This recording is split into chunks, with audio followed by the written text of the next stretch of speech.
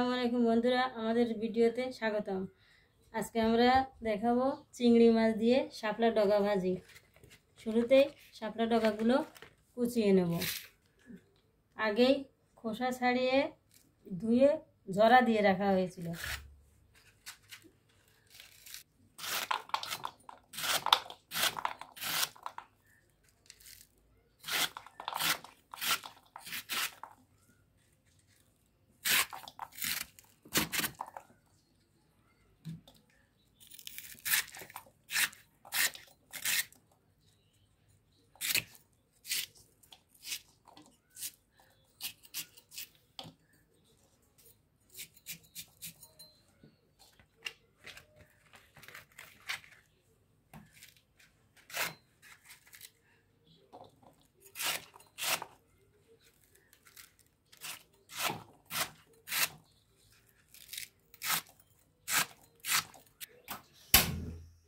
শুরুতে একটি কড়াইয়ে দিয়ে দেবো পরিমাণ মতো সরিষার তেল,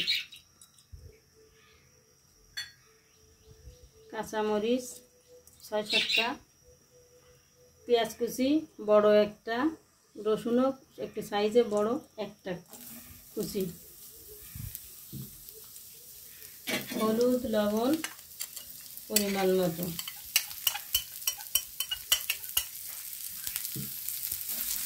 চিংড়ি মাছ স্বাদের জন্য বেশি করে দেওয়া যায়, দিয়ে বাদামি রঙের করে ভেজে নিব।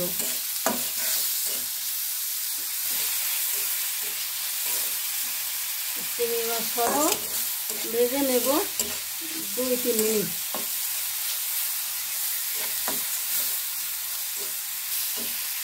পানি ছাড়া তেল পেঁয়াজ রসুনের সাথে চিংড়ি মাছটা ভেজে নেব।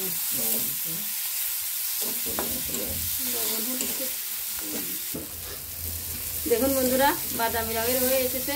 এবার এর ভিতরে দিয়ে দেবো শাপলা ডগা কুচিগুলো।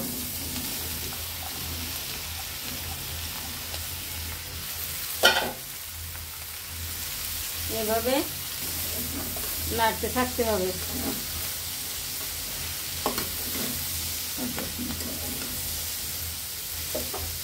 7-8 মিনিট এভাবে নাড়িয়ে নেব। এভাবে নাড়াতে নাড়াতে আস্তে আস্তে কমে আসবে, কারণ শাপলা কমে যায়।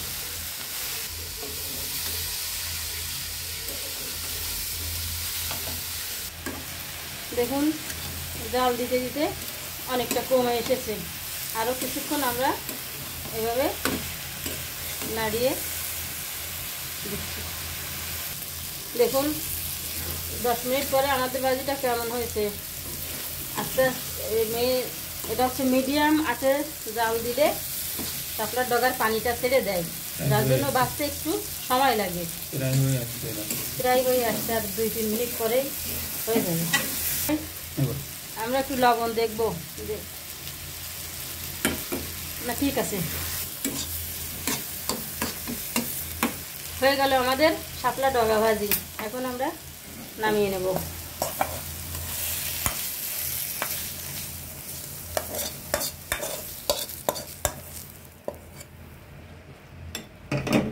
বন্ধুরা, আমাদের পাশে থাকবেন, সাবস্ক্রাইব করবেন, লাইক করবেন, যাতে আমরা নতুন নতুন ভিডিও দিতে পারি, আপনারা উপভোগ করতে পারেন। আল্লাহ হাফেজ, দেখা হবে পরবর্তী ভিডিওতে।